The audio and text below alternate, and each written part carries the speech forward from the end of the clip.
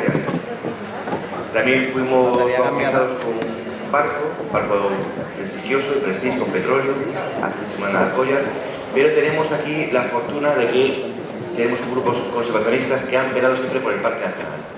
Han velado porque son amantes del Parque Nacional, como dicen los portugueses también son amadores del Parque Nacional, tienen historia, se implican, y yo os envidio a Doñana muchas veces por tener estos grupos tan implicados, a veces de más, que se implican de más, o que se impliquen menos, pero es necesario que estén aquí. Sin ellos, a lo mejor Doñana sería distinto, seguramente sería distinto. Sin investigadores sería distinta, y sin técnicos sería distinta, pero y sin la población local sería distinta. Entonces, lo que vamos a hacer es que Juan Carlos del Olmo va a explicarnos la función que tuvo BBC en este creación del parque, el futuro, lo que espera del Parque Nacional, qué problemas ve, y la función básica que queremos que son vuestros socios, vuestros colaboradores, vuestros técnicos, tú mismo, como estás implicado en este Parque Nacional desde hace mucho tiempo. Entonces, como tenemos mucha prisa y tú vas a pues en tren, pues sin más, cuando tú quieras, pues muchísimas gracias, buenas tardes. Bueno, desgraciadamente es que tenemos el tren a las 9 y como se ha retrasado un poco, a lo mejor tengo que salir antes, entonces el moderador me ha dejado que comience antes y que tomar mis dos turnos de una vez. Bueno, la verdad es que nuestra organización WWF y Doñana pues comparten prácticamente el mismo ADN. Yo muchas veces digo que por el oso panda corre más que sangre por las venas, pues casi agua de esta marisma, porque estuvimos implicados desde su nacimiento. Aquí antes se ha hablado y creo que es muy importante recordarlo, de los pioneros de la conservación en Doñana, que fueron gente realmente visionaria, y creo que nunca se les hace suficiente experiencia honor. Se ha hablado por supuesto, de Valverde, seguro que se va a hablar, que Juan va a hablar de Francisco Bernis, se ha hablado de Hoffman, y también habría que citar como un poco a Mauricio González, porque fueron realmente las personas, digamos, que iniciaron de diferentes maneras la conservación en Doñana. Nuestra historia está relacionada porque Valverde y Hoffman, yo creo que esa fue quizá la unión más explosiva que hubo para salvar Doñana, porque Valverde después de ahí conoció las amenazas cuando estaban desecando la marisma por el norte y los pinos eucaliptos venían por el oeste.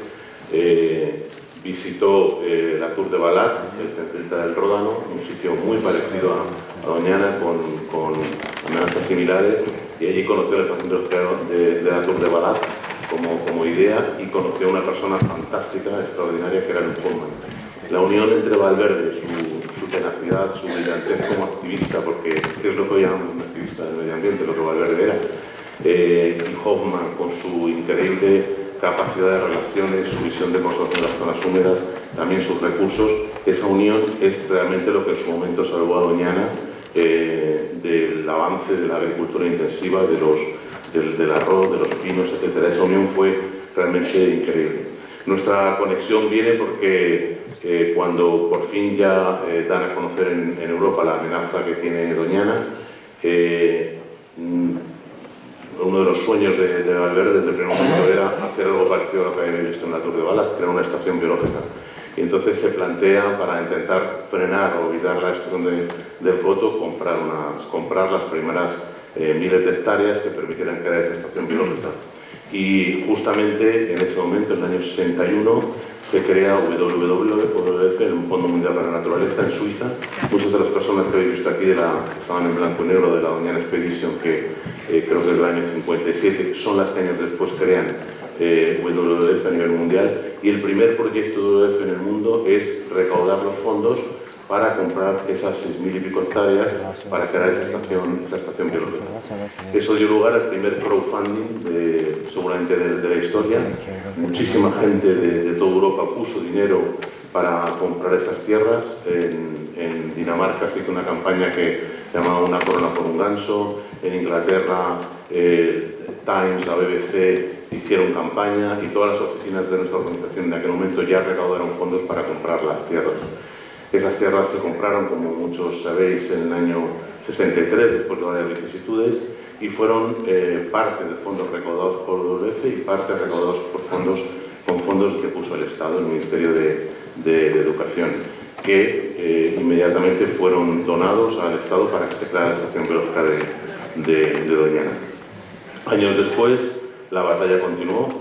Una lección de aquel momento es que Valverde creía que con eso se salvaría Doñana, pero el avance de la agricultura intensiva de los pinos de los eucaliptos continuó y se intentó, había un plan enorme para llegar, atravesar toda la marisma gallega, llegar hasta el corazón de la marisma y acabar, continuar desecándola, y es cuando aparece la idea de comprar Lucio de María López y el Lobo para intentar hacer zona tampón y frenar el avance de la agricultura intensiva. En el 68 se crea ADENA, esto en Parece esa naturaleza, en la que en su junta directiva estaba Felipe de la Fuente como vicepresidente, Valverde, Francisco Verde y muchos otros naturalistas, y el primer objetivo de ADENA en el año en el 68, en el 69, es comprar el Lucio de María López y el Lobo, y eso, de hecho, la firma de la compra se hace en el Palacio de la Zarzuela con el rey, y eso es el detonante definitivo que permite un año después la declaración del Parque Nacional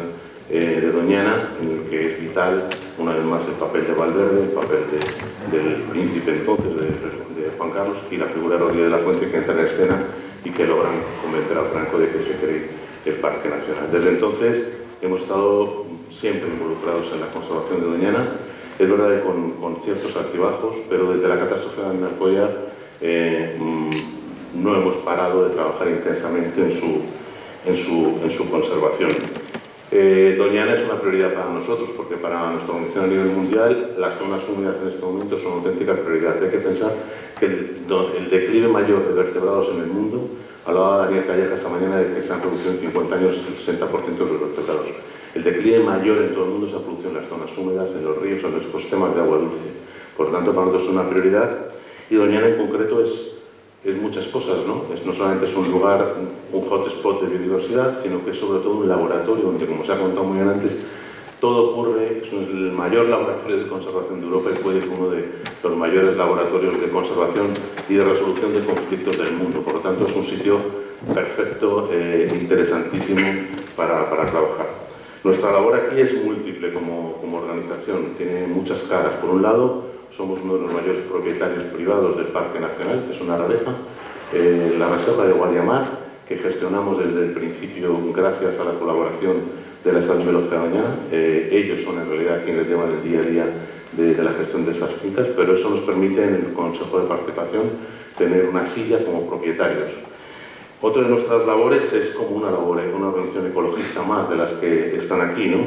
Hacemos una labor de vigilancia. Nuestra obsesión desde hace mucho tiempo es que Doñana no se quede en el territorio de Andalucía, ni en el territorio de Doñana, ni en el territorio español. Doñana es un patrimonio de la humanidad y por eso nos esforzamos tanto en que los problemas se conozcan fuera de Doñana cuando son importantes y de involucrar a las instituciones internacionales en su conservación.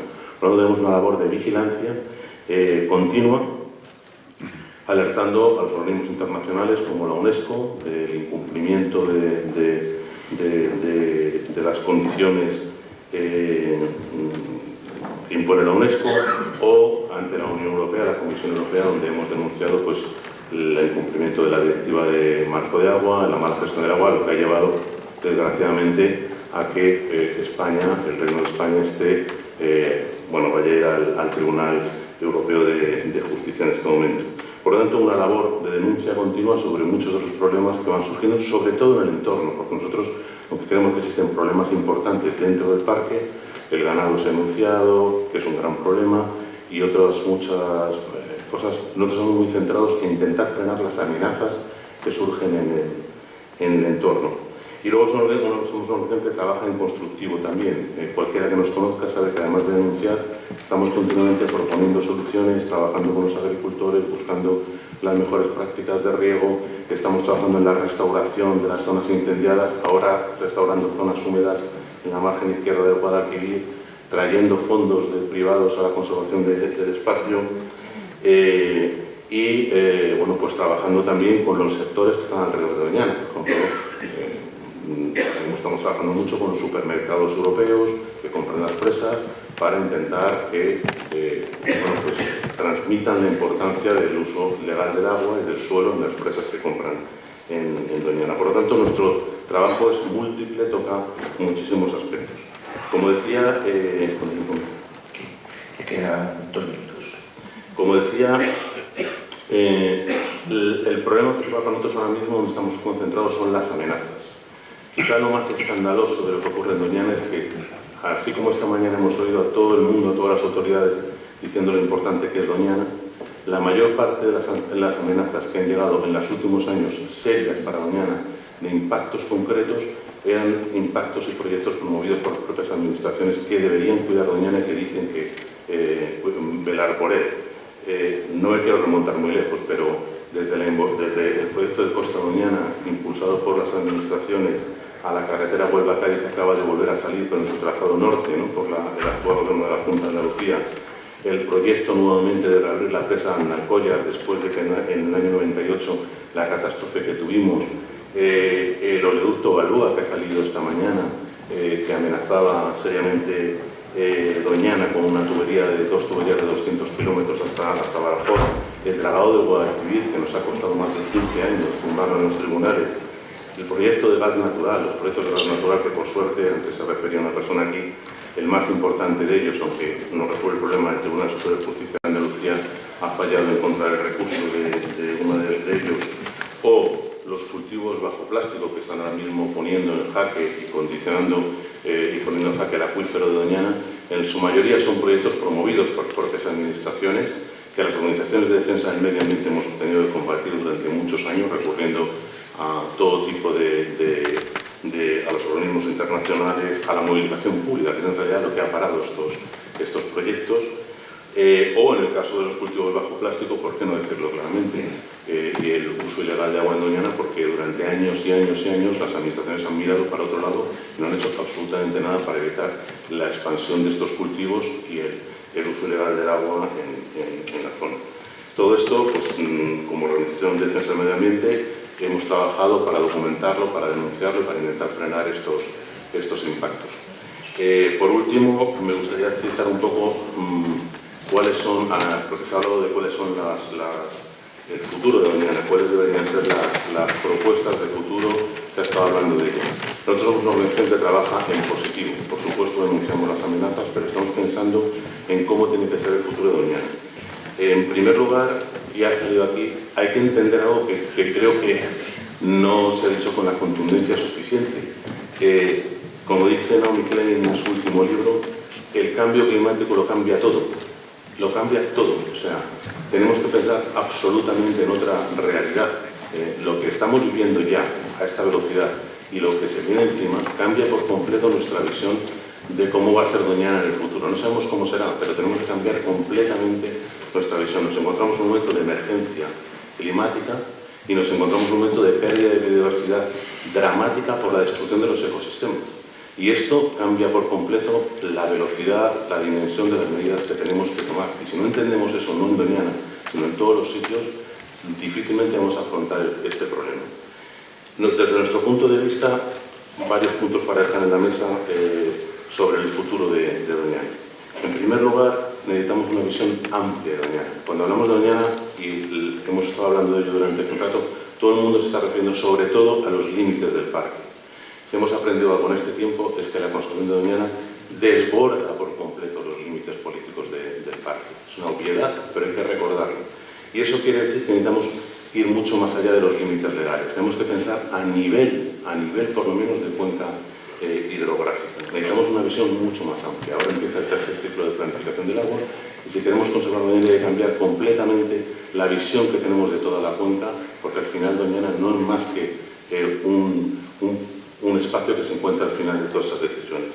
El segundo punto importantísimo que ha salido hoy, tenemos que ampliar los límites de Doñana hacia el mar. Doñana no podemos ver que termina en la costa. Hay que resolver los problemas competenciales. Hay propuestas tanto de Oceana como de EFE para ampliar los límites. Tenemos que avanzar en la ampliación de esos límites. La tercera, renaturalizar Doñana. Estamos en un momento ahora mismo en que tenemos que dejar de destruir los ecosistemas, destruir la naturaleza e invertir masivamente en recuperar la naturaleza. Masivamente. Las administraciones tienen que invertir en la recuperación de bosques de zonas húmedas. Y Doñana, que plantea oportunidades muy importantes. La cuarta, ya te termino, vital, se ha comentado también, tener un cambio de modelo socioeconómico en Doñana. Esta mañana Daniel Calleja ha hablado del nuevo pacto europeo. Efectivamente, Doñana tiene una súper oportunidad, si la sabe aprovechar, para cambiar toda su economía alrededor de la sostenibilidad. Tiene una marca fantástica y debería aprovechar ese momento. Y por último, para terminar, lo ha comentado Javier, pero creo que es muy importante y casi es una de las cosas más importantes. Se tiene que cumplir la ley en Doñana. Hay que avanzar en la gobernanza, pero además se tiene que cumplir la ley en Doñana. No solamente la directiva de hábitat, la directiva de aves, la directiva marco del agua, que por supuesto hay que cumplirla, se tienen que cumplir las leyes más fundamentales. No puede ser que el otro día en el río Guadalquivir, lleno completamente como estaba de artefactos que llevamos 15 años para intentar eliminar los artefactos que están cogiendo las angulas. Ahí, después de 15 años, se eliminen esos artefactos que están a la vista de todo el mundo ilegalmente cogiendo una especie que está en peligro de extinción. Igual que no puede ser que tengamos miles de hectáreas de cultivo bajo plástico donde prácticamente no hay ley, donde no entra un guarda de la Confederación Hidrográfica, primero porque no lo hay y segundo porque si entra sale de mala manera y para cerrar pozos tengan que entrar la Guardia Civil por la noche. Y tenemos que restaurar la legalidad en Doñana. Y si no hacemos eso va a ser muy difícil cumplir con todos los demás puntos que he dicho. Me quedaría más, pero evidentemente no quiero tomar más tiempo, así que muchas gracias y no sé si me puede quedar un poquillo más. Gracias.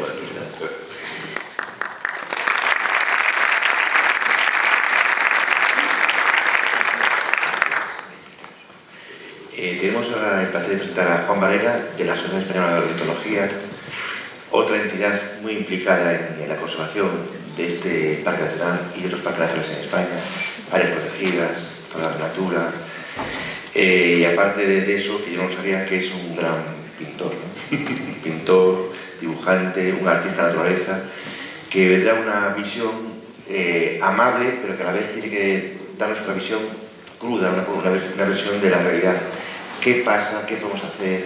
¿Cuál fue el origen vuestro en Doñana? ¿Cómo llegaste tú aquí? Y cuéntanos tu punto de vista. Bueno, mira,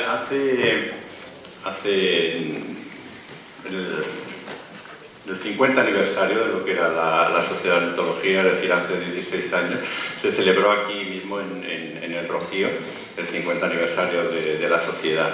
Y recuerdo la emoción de la gente cuando aparecieron los últimos representantes de la organización y los verdaderos factotum de la creación del Parque Nacional. Es decir, estaba Francisco Bernis, estaba José Antonio Valverde, ya muy viejitos, estaba Doug Hoffman, estaba Ed Hoskin, y fueron recibidos con un aplauso arrollador, ¿no?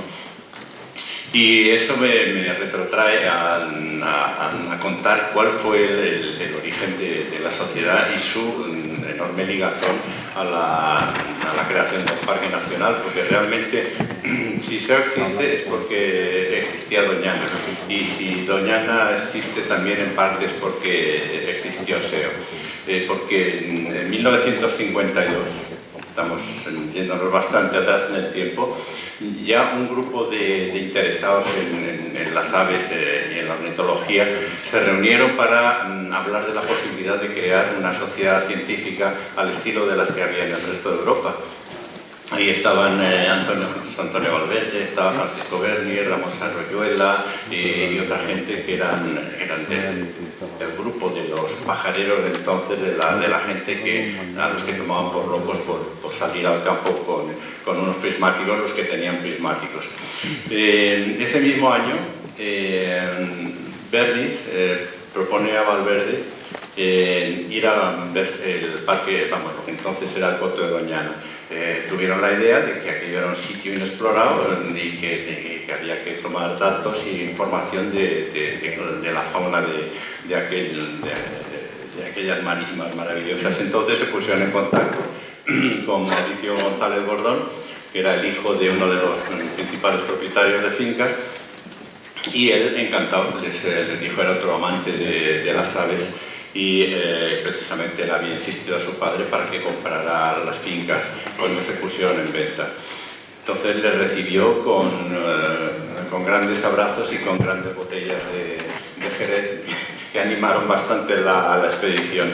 Hicieron un recorrido durante bastantes días y sacaron una información muy importante sobre las colonias de garzas, sobre las poblaciones de anátidas y de limícolas. Publicaron un primer artículo sobre aquello en una revista científica que había entonces, que se llamaba Munive. Con esa información empezaron ya a desarrollar un poco sus intereses en esta zona. Y desgraciadamente, poco después, en el año 52 y ya en el mes de mayo, de repente aparece en el Boletín Oficial del Estado un decreto ley porque el que se expropiaban las fincas de Doñana para la implantación de cultivos de eucaliptus. Entonces, Mauricio González Gordón, horrorizado, llamó a Valverde, y Valverde llamó a Francisco Bernis y le pidieron que a ver qué es lo que se podía hacer. Y Francisco Bernis redactó una carta de 11 folios que hoy podría considerarse casi un ejemplo de cómo meter información científica, de cómo manejar los aspectos catastrofistas para llamar la atención y al mismo tiempo de sobarle la espalda al dictador para convencerle de que él que en su magnanimidad tenía que contemplar la riqueza de aquella zona y que las especies que se consideraban dañinas en el fondo eran animales que contribuían al equilibrio biológico. Eso se lo llevaron encuadernaron la carta de 11 folios en piel para que le entrara más por los ojos al dictador, y se la llevó González Gordón, se lo presentó a Franco.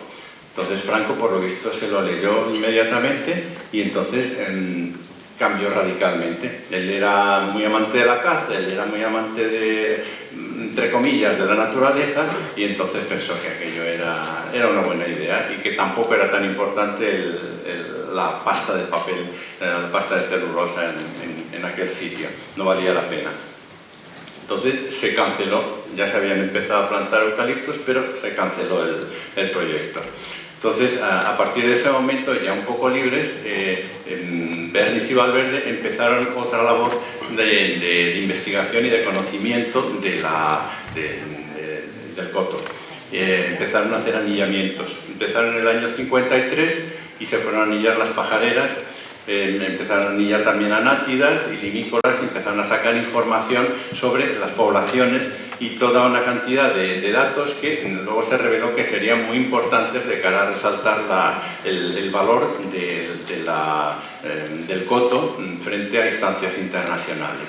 A todo esto habían enviado una circular ya a toda la gente que podía estar interesada en crear aquella famosa sociedad ornitológica que era su principal afán. Y coincidió que en Barcelona, Federico Travé, otro de los socios fundadores de SEO, estaba teniendo la misma idea, y al oír que había ornitólogos en Madrid, pues se vino al Museo de Ciencias, donde trabajaba entonces Bernis, y se puso en contacto con él. Así que ya con ese refuerzo de los catalanes, pues ya decidieron hacer una asamblea constituyente, y en el año 54 se creó la Sociedad Española de Ornitología. Bernis era una persona muy ilustrada. Se había formado en la Escuela Libre de Enseñanza republicana, y entonces tenía una formación muy de persona de la ilustración. Y entonces celebraron la asamblea haciendo, como se hacía en aquella época, una excursión. Se fueron al Guadarrama, cogieron un taxi y se fueron todos a la Sierra del Guadarrama.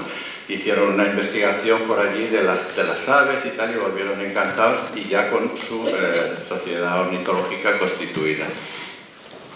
A partir de ese momento, pues SEO empezó a funcionar como organización científica. Y en ese momento es cuando se produce la separación de funciones entre Francisco Bernis y José Antonio Valverde. Antonio Valverde está entusiasmado con la idea de crear un parque nacional o una zona por lo menos protegida.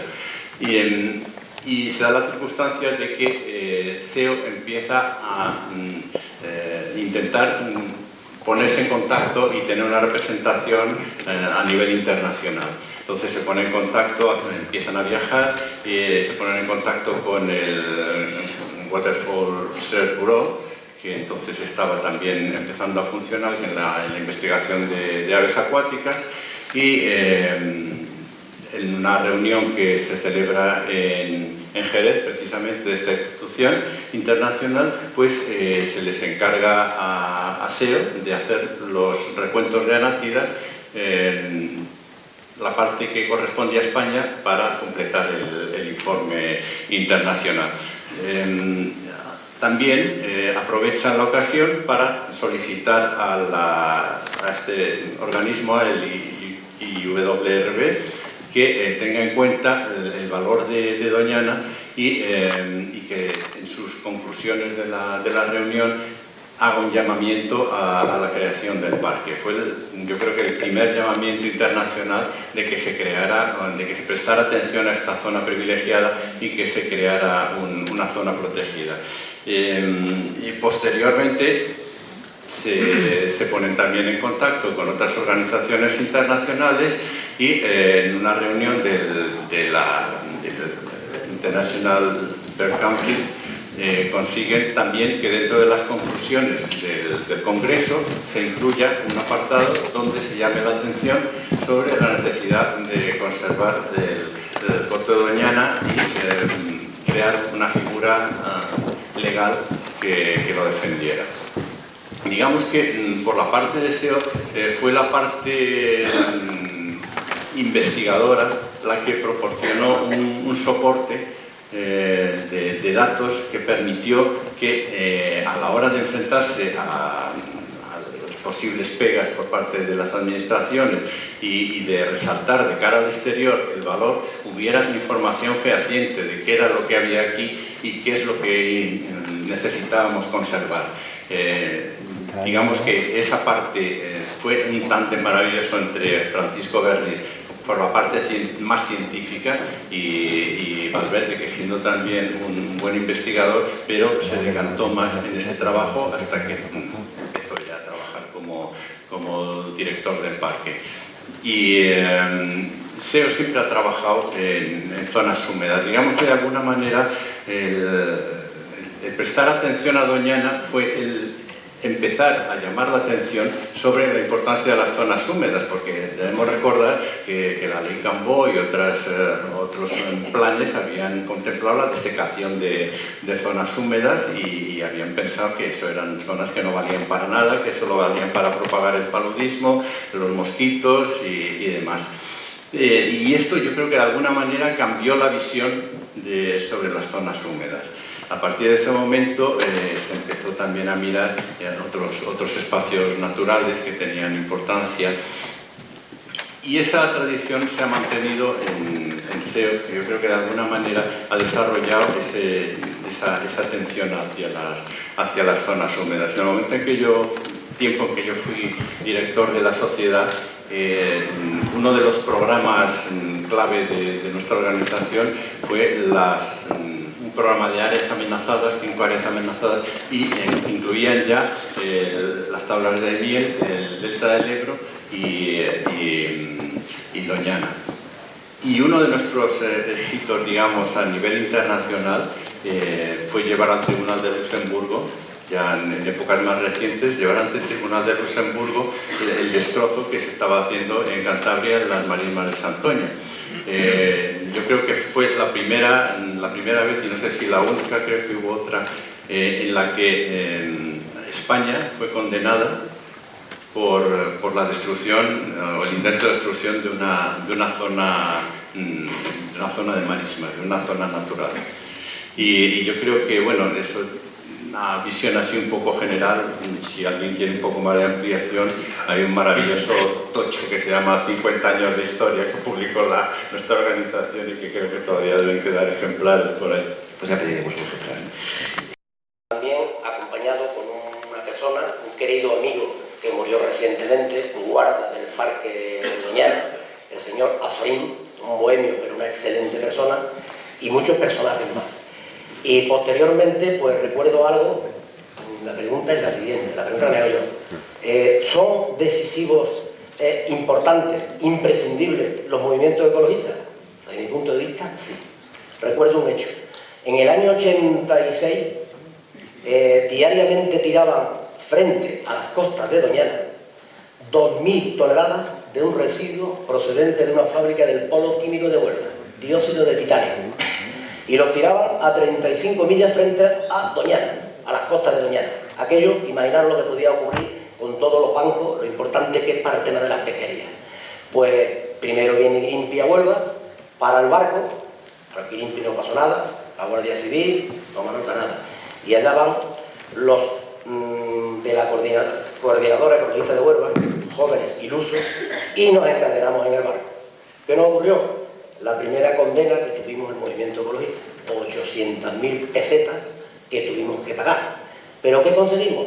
Pues que a los pocos meses, hoy, en el Golfo de Cádiz, no se tiraran 2.000 toneladas de residuos de dióxido de titanio. Posteriormente, ahí está. Posteriormente, en esa fotografía, fijaros bien, 18 de marzo del 90, le quisieron poner a la costa de Doñana algo que nosotros le llamábamos la costa que le querían poner a Doñana. Era Costa Doñana, un proyecto urbanístico que se quería literalmente cargar todo el frente litoral. Y muchísimos compañeros, algunos creo que están por ahí todavía, pues dijimos manos a la obra, un pedazo de manifestación como la copa de un pino. Y aquello, afortunadamente, fuimos capaces de reconducirlo. Hoy, 30 años después, es decir, 30 años después, nada más y nada menos, 30 años, el boom, el esnifar ladrillo, no ha desaparecido definitivamente de Doñana. Ahora tenemos, pues, a la otra orilla del Guadalquivir, en Trebujena, pues más de lo mismo. Costa Guadalquivir, otro proyecto urbanístico en las mismas orillas del Guadalquivir. ¿Qué hemos ganado? ¿Qué hemos aprendido a lo largo de todos estos años? Repito que llevo 30 años vinculado a Doñana, 30, son ya telas, ¿verdad? 30 años. ¿Qué hemos aprendido? Pues fijaros bien en las agresiones, que yo las voy a resumir. Lo que decíamos en el manifiesto de hace 30 años. Primero, el tema de las aguas subterráneas, la carretera costera. Ahora, 30 años después, las carreteras norte, da igual, otro tipo de carretera, otra vez con las carreteras, 30 años como la Yenca, un pasito para adelante y 7 para atrás. La contaminación del acuífero, contaminación, es decir, ya se anunciaba, ya denunciábamos la sobreexplotación del acuífero, y el tema de las carreteras y sobre todo el tema del urbanismo. Bueno, ve pasando que yo quiero ver, en el tema del acuífero, 95, hace 25 años, Confederación Hidrográfica del Guadalquivir, estábamos en el patronato, ya hizo una propuesta para declarar el acuífero de Doñana como un acuífero que estaba sobreexplotado. Han pasado 25 años. El parto de la burra. ¿Sabéis lo que es el parto de la burra? Largo, tranquilo. Y había información y conocimiento suficiente por los científicos. Ahí estaba el perímetro, ya se sabía, ya decían de los descensos de los niveles freáticos tan considerables que había. Nada. Una explosión de desorden, de no hacer nada, de buscar culpables, que yo lo digo con mayúsculas, unos por acción y otros por omisión. No actuar conforme a los principios legales que había en el momento. Ahí tenéis la comisión de expertos. A raíz de todos los conflictos que teníamos, porque fueron unas décadas de mucho activismo, pues el señor Chávez, que fue expresidente de la Junta de Andalucía, una comisión de expertos.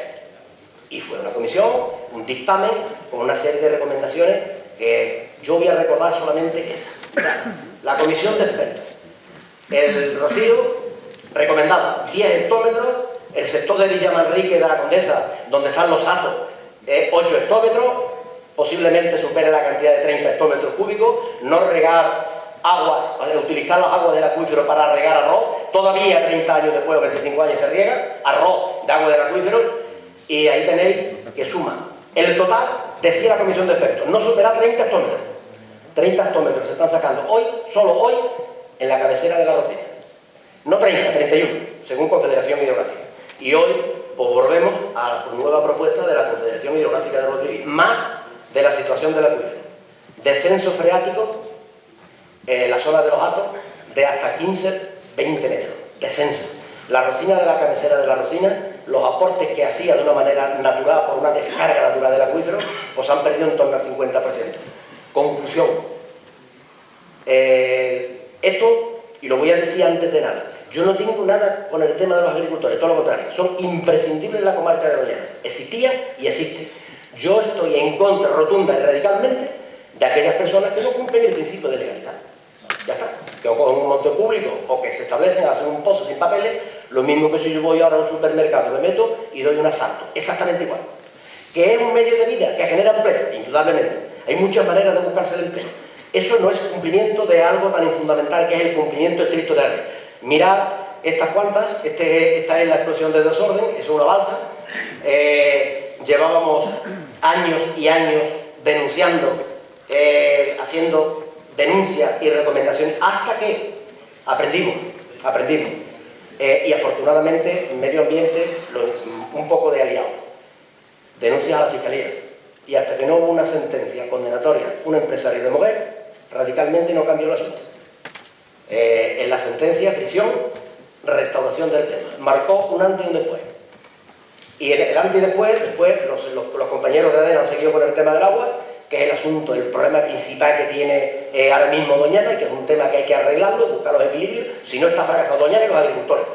Eso son fotografías anteriores, pero que esos son los desechos, los envases de fitosanitarios y verdaderos incontrolables que hay en la comarca de Doñana, que yo muchas veces cuando hablamos de sostenibilidad digo, hombre, por favor, veremos algunas más de otra naturaleza. Vamos viendo el tema de la calidad de las aguas. El problema que tiene el acuífero también actualmente, según Confederación, es el estado químico de las aguas.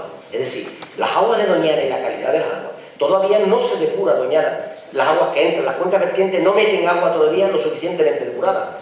Podéis echarle un vistazo si queréis al arroyo del Partido. Cuando salgamos del monte y vayamos al Rocío, pararos en ese barranco y mirad. Mata las cañas. Cuando viene la industria del aderezo en Villamarrite de la Condesa, ¿cómo está la situación de las depuradoras? Todo algo de más. Es decir, la contaminación existe todavía, con todo el montón de dinero que se ha invertido en Doñana. Y esta fotografía, esta imagen, esto es muy fundamental. Yo hago la propuesta, la denuncia y, sobre todo, la denuncia y la propuesta. Doñana urgentemente, si queremos que siga siendo un humedal, un proyecto, se lo voy a plantear a los compañeros ecologistas y llevarlo a Madrid y que el Ministerio lo asuma, la restauración hídrica de Doñana. Es decir, ¿qué es la restauración hídrica? Cuando hemos hablado del estuario, decía la Comisión Científica, recuperemos el estuario. No estamos recomendando dragado sí, dragado no. Estoy recomendando recuperar el estuario. Las lagunas de inundación, los caños, los meandros.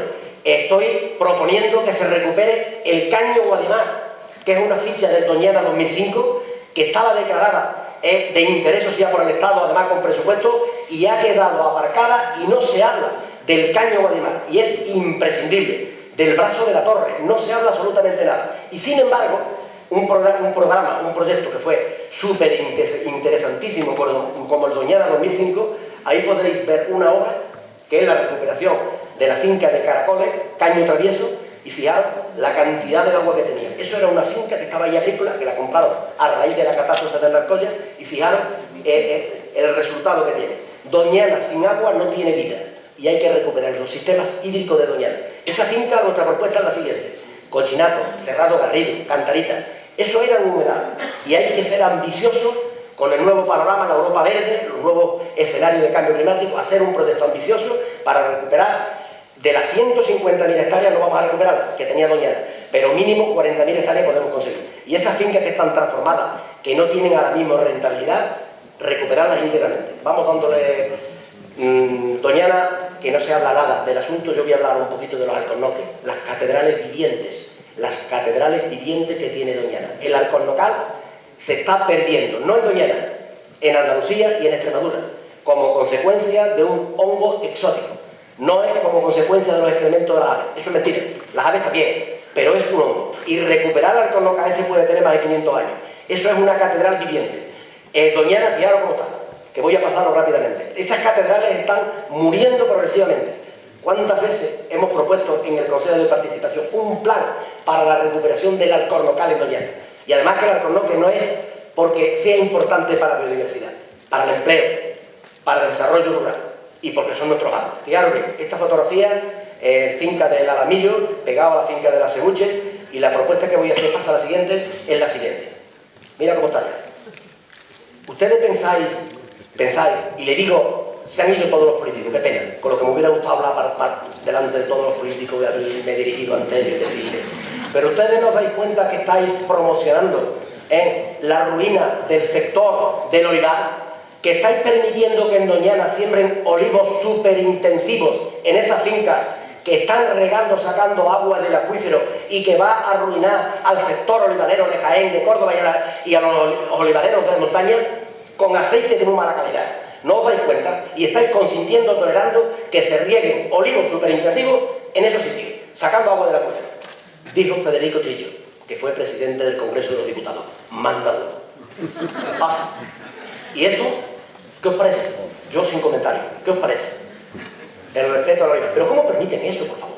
¿Cómo permiten sembrar debajo de esos alcornoques, de esas catedrales? Y ya vamos a pasar a los incendios. Pasamos. Esto, lo mismo. Pero es que nadie veía, nadie, antes del incendio que había una carbonera en el mes de junio y julio y agosto, trabajando, haciendo carbón, y sin embargo la carbonera en medio de un pinar con pasto a esta altura y sin exigirle medidas de prevención en áreas cortafuegos, pues lo más normal es que una chispa, que yo no estoy diciendo que sean ellos, pero lo estoy diciendo que yo fui en el momento que estuve viendo aquello. Hombre, en una zona de eucaliptos, de pino, con 1 metro de pasto, lo más normal que el viento provoque un incendio. Y la pregunta es, ahora hay que reparar, ahora hay que gastar para restaurar Doñana, que no se quemó de milagro. Entonces, y la pregunta es la siguiente, ¿tenemos los deberes hechos? ¿Unas condiciones similares se pueden dar en Doñana? ¿Estamos preparados? ¿Hemos hecho la suficiente prevención y la suficiente planificación para evitar los incendios? Y aprovecho, la ganadería en Doñana es imprescindible. El manejo holístico que han hablado por ahí, el manejo del ganado extensivo, la mejor herramienta para prevenir incendios, para limpiar los montes. Una ganadería metida en un corral, un desastre. En un corral, con una cerca, se lo come todo. El manejo del ganado es lo que se ha hecho en toda la historia de España, que ha sido fundamentalmente ganadera. Es la ganadería extensiva la mejor herramienta de prevención. Y no hay que estar en contra del ganado, todo lo contrario. El ganado, en la comarca de Doñana, como se ha hecho históricamente, a través de las vías pecuarias, recuperando las vías pecuarias, y que haga un pastaje, pastar en todos los montes para hacer prevención de incendios. Esta es la carretera nueva, no cabíamos en casa y parió la abuela. Hace mucha falta. Pero ¿sabéis la reflexión que yo hago? La autopista que va de Sevilla a Cádiz se ha desprivatizado. La A49 y la S30 está parada en Coria del Río. En Coria del Río. Con un puente nos ahorramos 10 minutitos.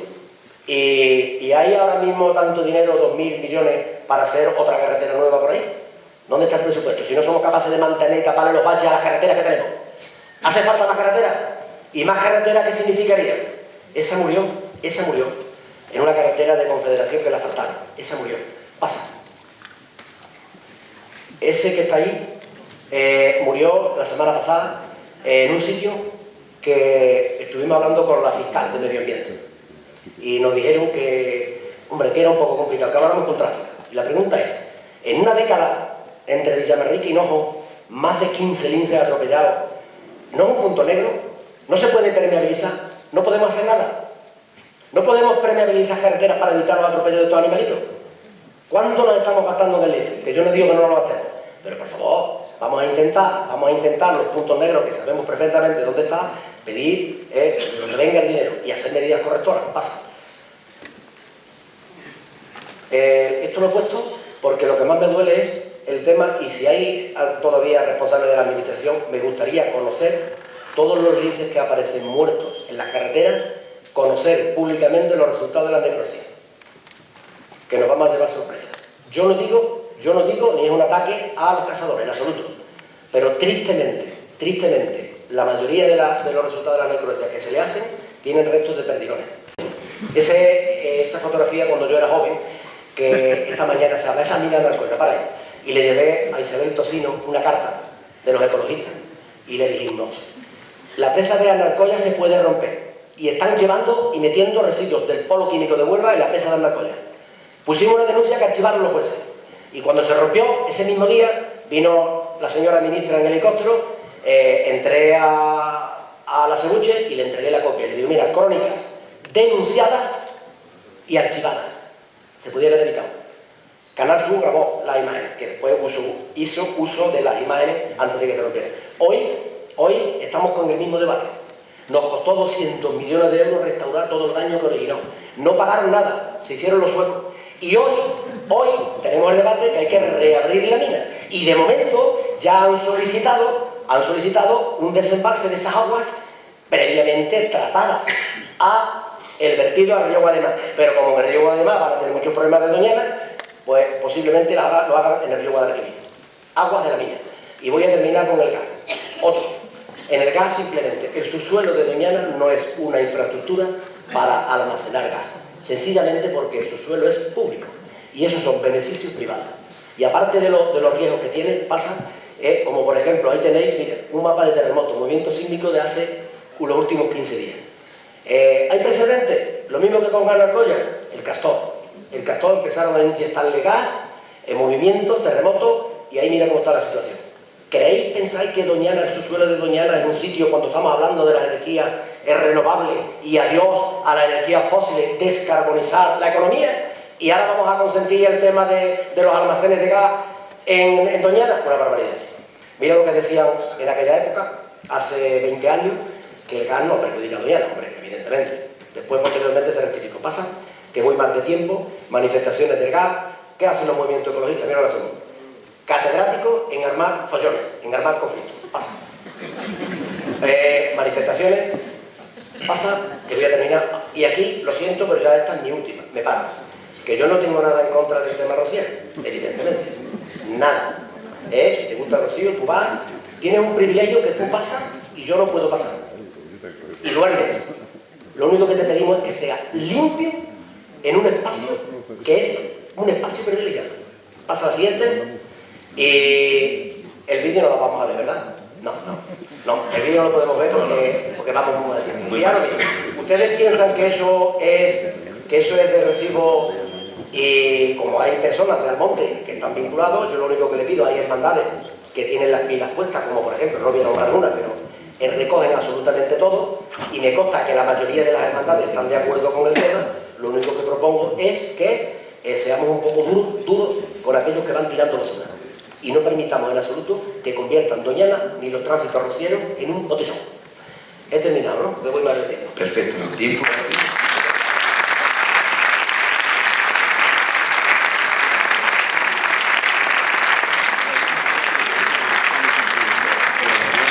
Vamos más de tiempo, pero solo tengo que dar un aviso antes de nada, que antes que os marchéis por ahí, buenas. El día 16 de febrero tenemos excursión a Doñana, al parque. Por favor, anotaros si queréis ir a la salida, ¿vale? Simplemente ese aviso. Y yo suelo deciros que gracias por existir. A veces sois un poco tocanarices también, hay que decirlo, ¿no? Desde la parte del gestor, ¿no? Pero sois necesarios. También os decimos que a veces también tenemos la puerta abierta en los gestores de los parques. Estamos ahí, que tampoco somos Superman, no sabemos de nada, tampoco sabemos de todo, ¿no? Pero estamos ahí para escuchar y estaremos dispuestos a ayudarlo dentro de lo que podamos. También tenemos que, por ejemplo, aquí técnicos del Parque de Doñana, hacemos lo que podemos muchas veces, otras veces queremos llegar más allá y no podemos, pero con vuestro apoyo podemos llegar a veces un poquito más allá de lo que podemos llegar nosotros. O sea que es necesaria vuestra presencia, es necesaria vuestras críticas y es necesario, como decía Juan Carlos también, vuestras críticas constructivas, o sea, ideas, que no os avergüence decir una idea a lo mejor loca. A lo mejor esa idea loca es la idea que hace falta, y sentarnos. Y después también decir que Doñana es un privilegio estar aquí. Tenéis un parque espectacular, es la envidia de muchos, y es un parque que no es que un parque, lo dices tú. Doñana es una marca envidiable. Es como decía Mancio Ortega, ¿cuánto vale la marca de Inditex? Vale mucho. Pues la marca en parques nacionales en Europa es Doñana, es la marca. O sea, que está ahí. hay que usarla bien, hay que aprender a vender bien. Y lo que decía también a vosotros precisamente es que a lo mejor hay que repensar también la forma de vender el espacio entero de Doñana, ¿no? O la agricultura, dar una vuelta a la agricultura, o otras industrias más 5.0, 6.0, o el que tú quieras, ¿no? No solo producir, ¿no? Producir, pero vender mejor, ganar más dinero y trabajar menos, ¿no? Que es lo que queremos todos. Bueno, muchas gracias a los tres y nos vemos mañana a otras horas.